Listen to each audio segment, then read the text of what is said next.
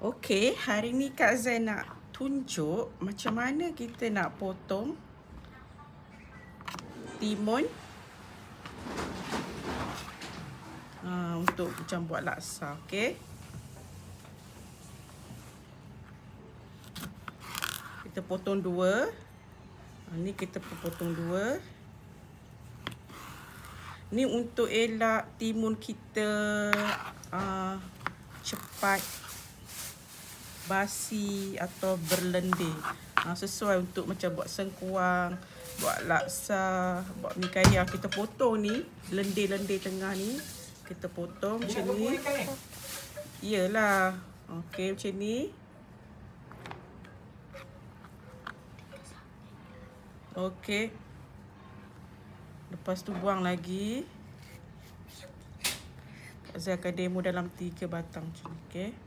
Kita buang. Untuk macam makanan kita tahan lama kan.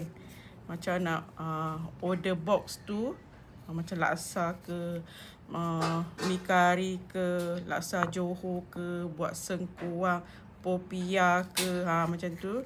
Nak elak makanan kita cepat basi dan berlendir, kita buang benda lendir-lendir. Biji kat tengah ni, okey. Untuk tahan lama.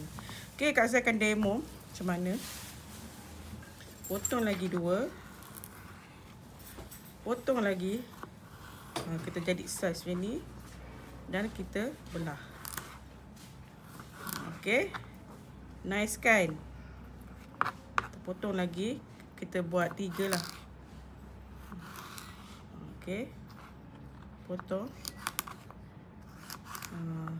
Kalau rasa besar, potong lagi. Potong lagi. Slice-slice begini. So kita makan tu rasa tebal dia, rasa crunchy dia.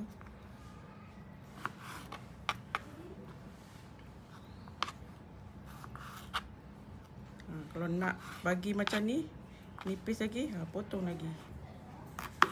Okey. Nampak dia kecil. Bye.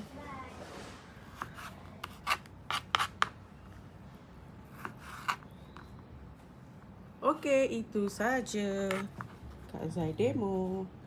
Kita boleh letak dalam bekas. Sebab Kak Zai nak buat laksa, kita letak.